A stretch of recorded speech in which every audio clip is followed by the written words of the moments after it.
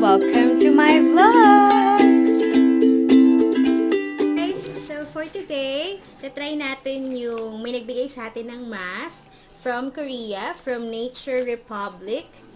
So, we have 3 masks and isang cleanser from Nature Republic din. So, kung makikita niyo yung face ko, galing ako sa GY shift. So, medyo oily, medyo haggard. So, titignan natin kung ano yung magiging result after natin i-apply. So, first, magki-cleanse muna tayo ng face. So, yan. Bago ko siya gamitin, gusto kong ipakita sa inyo yung itsura nitong ating cleanser. Ayan, kung makikita nyo.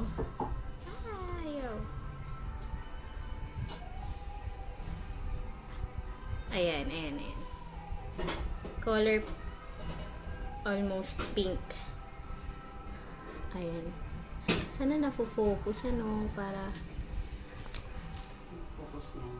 Focus mo. Ayaw eh. Ayan. Anyway, basta at least pink. Alam nyo ng pink yung kulay. Kasi nga...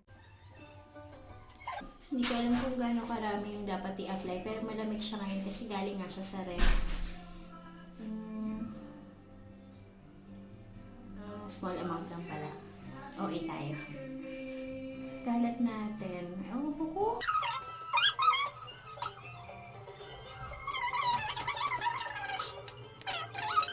Apply. Kailangan. Ba! Ayan guys, bali ito po sa tayo maghilamos. And hindi ko lang po makikita nyo yung difference. Pero, yeah. Ang ganda! Nakaka-matte. Matte look. Mukha pa rin tayong haggard. Kasi nga galing tayo sa night shift. So, since meron pa tayong mask na binigay ng one of our friends na galing Korea, pasalubong, tatry natin yung mask niya.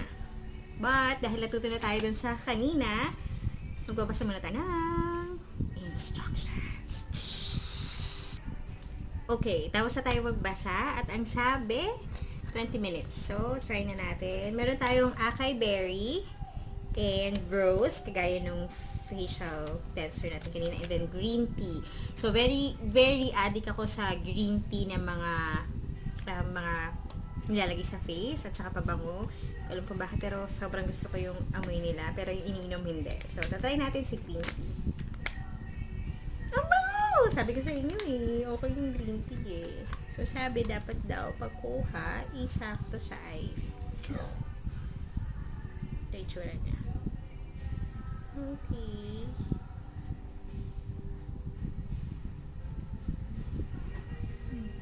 Let's try this. There.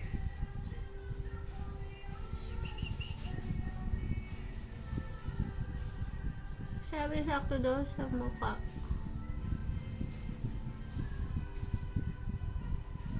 So, galing din to sa ref kagaya nung kanina.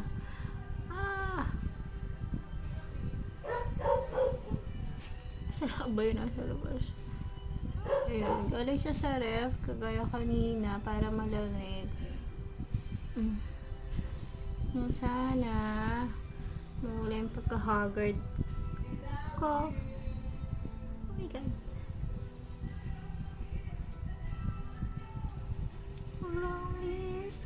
So, yung background music ay sa nanay ko. May makikita niya siya. Siya rin yung isa sa magtatry na mga mask. Ayun, sabi ko na mahaba ito. Kahit di ako matangos. Dapat mahaba ito. Okay. Angat natin konti. So, sumasakto. Okay, there. So, lalagyan natin siya ng sa face natin ng 10 to 20 minutes as per the instructions. Okay. So, balik tayo after 2 minutes.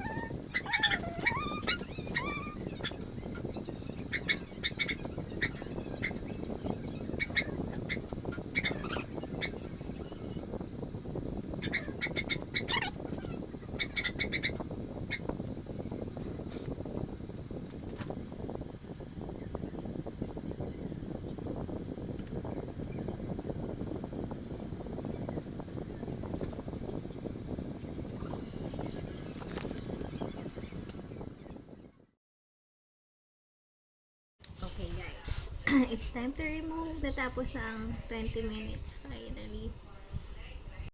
Sayang. Lagay natin dito.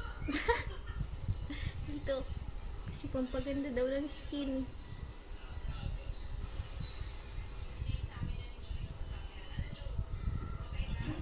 So, yun yung magiging result. After ng 20 minutes, hindi ko alam kung ganyan ba talaga dapat. Pero, syempre, basa pa. So, sabi sa instructions after alisin,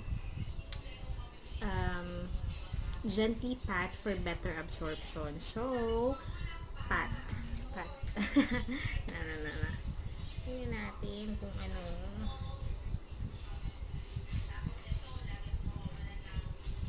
Sabi, nalagyan ko yung paa ko.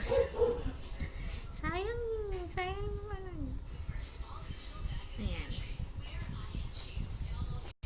So, gently pat. So, hindi mo talaga siya pupunasan. Yan na talaga siya. Gently pat for absorption. Wait. Kasi sabi, ayan o. So, ano ba yan ayo? Ayan. Ano ba ayo? So, sabi, ito tayo kanina. Naghilamos tayo. Tapos, ilagay natin yung mask. Tapos, ito daw yung last part, which is pat. So, may nakatapat na electric fan sa akin ngayon, pero basa pa rin siya. Pat. Oh my God.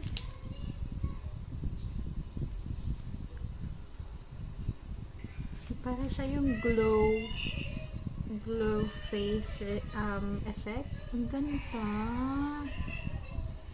Hindi ko alam kung kailangan ko siyang punasan. Wala naman sinabing kailangan ko siyang punasan.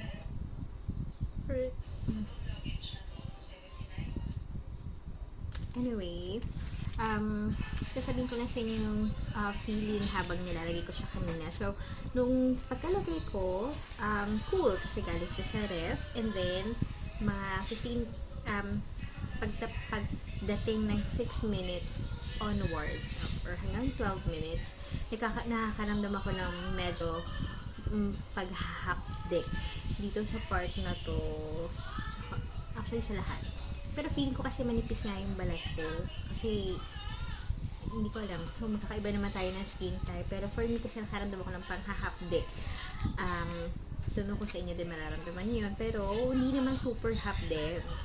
Maganda naman yung result. So, medyo nagda-dry-dry na siya. Ayun nga. So, magiging result niya is parang kalang glowing.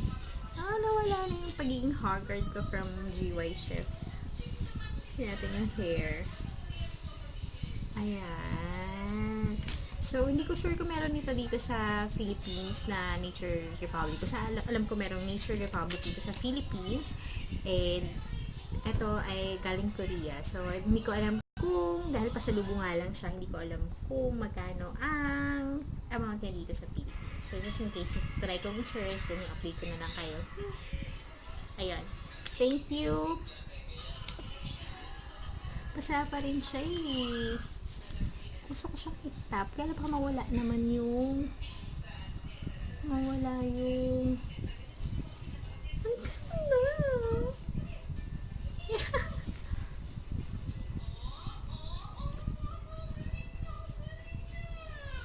Ganda ba?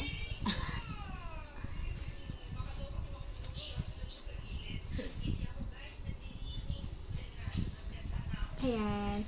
So, just in case na gusto nyo magkaroon ng glowing effect. So,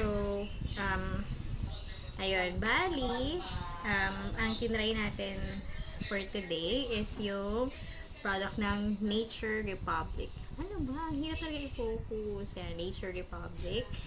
Yung kanilang real nature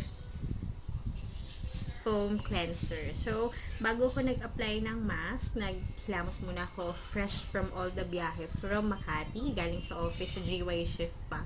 So, after kong gumamit ito, of course, nawala yung dirt from biyahe. And then, after 5 minutes, nag-apply naman ako nung kanilang mask. Real mask, real nature mask. So, ang pinili ko ay green tea, although meron din silang rose and acai berry. Parang gusto ko yung acai berry next time para mabango din to. Para ang bango ng green tea. So, 20 minutes kong in-apply si mask. And then, ang result niya, sabi, wag daw punasan. Ang sabi lang sa instructions ay itap after. So, feeling ko kailangan mo talagang antayin na matuyo. Matuyo sa face mo lahat ng nandito sa mask. So, yun. So far, medyo natutuyo na siya. And yun nga, ang ganda ng effect niya kasi medyo glowy. Ayan o. Medyo malakit lang ng konti. Pero, tap-tap daw, sabi. Ayan. Ganda. Pwede na. Wala nang makeup. So, yun. Thank you. Try naman tayo ng iba next time. Thank you for watching.